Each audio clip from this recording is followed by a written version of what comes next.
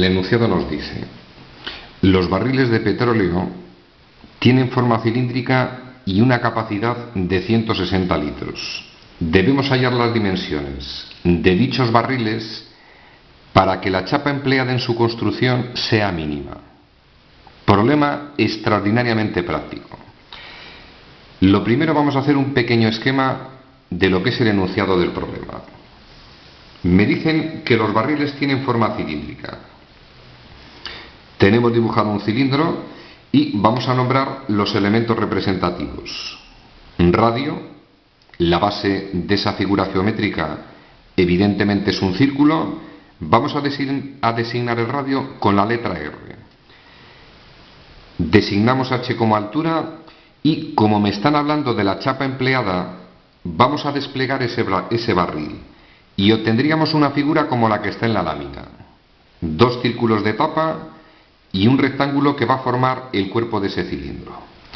Tenemos hecho el pequeño esquema, empezamos a leer. Vamos a por la función objetivo. Me la dice el enunciado con claridad.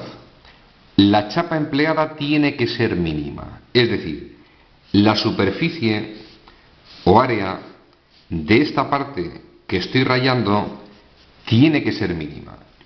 Y la superficie, haciendo un pequeño análisis, en este caso va a ser igual dos tapas que son círculos.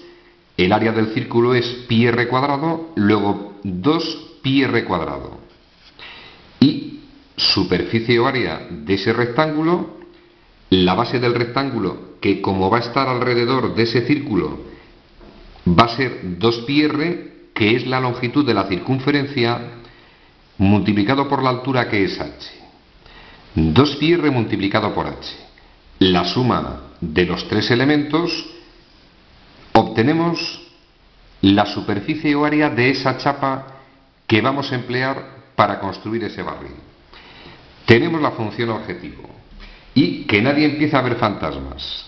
¿Dónde están las variables en esa expresión? Pues coño, lo que puede variar en estas expresiones, el valor del radio y el valor de la altura. Es decir, 2pi a todos los efectos es un puñetero número. Tenemos la función objetivo con dos variables. Segundo paso, dentro de lo que es el proceso para optimizar. Posible restricción. Me la da el enunciado.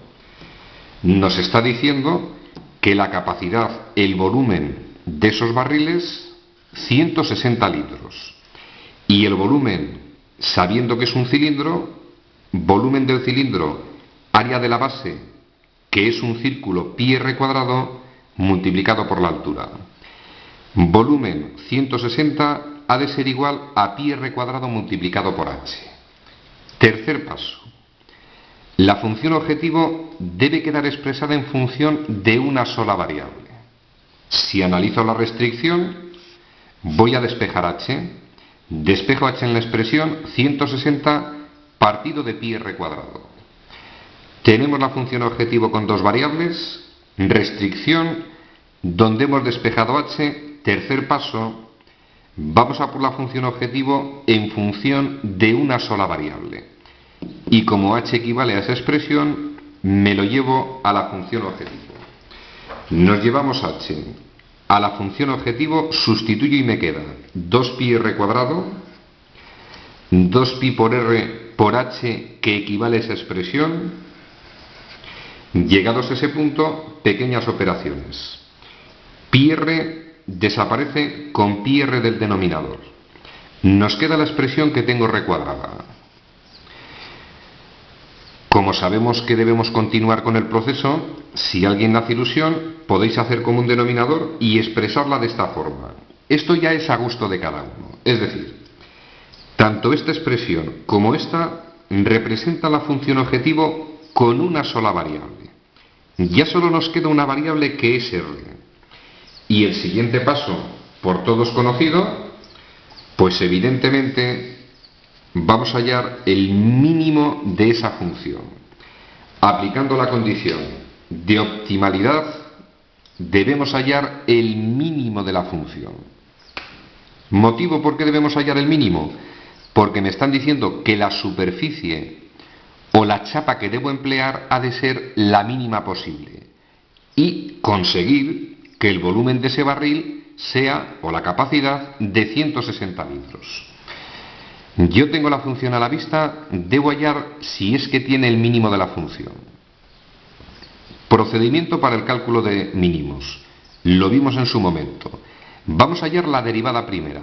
Derivo esa expresión, tratamiento de cociente. Derivada del numerador, 6πr elevado al cuadrado, multiplicado, la derivada de la constante es 0, multiplicado por el denominador menos tratamiento de cociente, el numerador por la derivada del denominador, r es como si vieseis x, la derivada de r de la variable que toma el valor 1, partido del denominador al cuadrado. Expresión que vamos a simplificar, preferencia al producto 6πr cubo, elimino paréntesis, menos 2πr cubo, menos 320, el 1 que multiplica desaparecía de la expresión, y 6pi cosas de estas menos 2pi cosas de estas, o dicho de otra forma, 6 paquetoncios de estos menos 2 paquetoncios de estos, 4 paquetoncios de esos. Tenemos la función derivada, o también llamada derivada primera. Y como lo que pretendemos hallar es el mínimo de la función, recordemos, si una función tiene máximo o mínimo, la derivada primera tiene que valer 0. Para que esta expresión tome el valor 0, el numerador tiene que valer 0. Separo el numerador de la expresión, lo igualo a 0 y despejo r. Sencillo, 320. 4pi que pasa dividiendo. Raíz cúbica en los dos miembros, me queda que r es la raíz cúbica de 320 entre 4pi. 32 entre 4, 8, 80, partido de pi la raíz cúbica. Y a consideración de cada uno, podría extraer factores. 80 es 8 por 10, es decir, 2 a la 3 por 10, 2 a la 3 que sale, 2 por la raíz cúbica de 10 partido de pi. Nos vamos a la calculadora, yo no la tengo a mano, efectúo esa operación de forma aproximada. Y parece ser, repito, a partir de ahora es un tema de manejo de calculadora. Ese valor parece ser que está comprendido entre 5 y 6, como que vale 5 y pico. Vamos a situarnos donde r toma este valor, podéis expresarlo de esta otra forma, posible mínimo de la función. Para garantizar que es un mínimo, tenemos varios procedimientos matemáticos. Como tengo a mano la expresión analítica de la derivada primera, voy a hacerlo analizando el signo de la derivada primera. Recordemos, se representa ese valor que es posible máximo o mínimo en una recta. Lo tengo representado en la recta. Ejemplo de mínimo. Si la función por las proximidades de la izquierda pasa de ser decreciente a ser creciente, se trata de un mínimo de la función. En términos de derivada primera, si es decreciente, la derivada primera es negativa, porque la pendiente de cualquiera de las rectas tangentes por la izquierda tiene pendiente negativa. Si es creciente, las pendientes de las rectas tangentes son positivas. Si el signo de la derivada primera por la izquierda, como sospecho, es negativo, y por la derecha, como sospecho, es positivo, se trata de un mínimo de la función. Preparáis vuestra calculadora, dais valores próximos a ese valor por la izquierda, os lo lleváis a la derivada primera. Vais a ver que el signo de la derivada primera, para valores próximos a este valor, por las proximidades de su izquierda, van a salir de signo negativo. Tomáis un valor por las proximidades y por la derecha. Os lo lleváis a la función derivada. Analizáis el signo que queda, ya os garantizo que va a quedar positivo. Si pasa de ser negativa a positiva, lo que equivale a decir que pasa de ser decreciente a ser creciente, en ese punto garantizamos que la función tiene un mínimo. Conocido el mínimo de la función, en este caso el valor de r, Ya conocemos el radio de ese cilindro, cualquiera de las dos expresiones.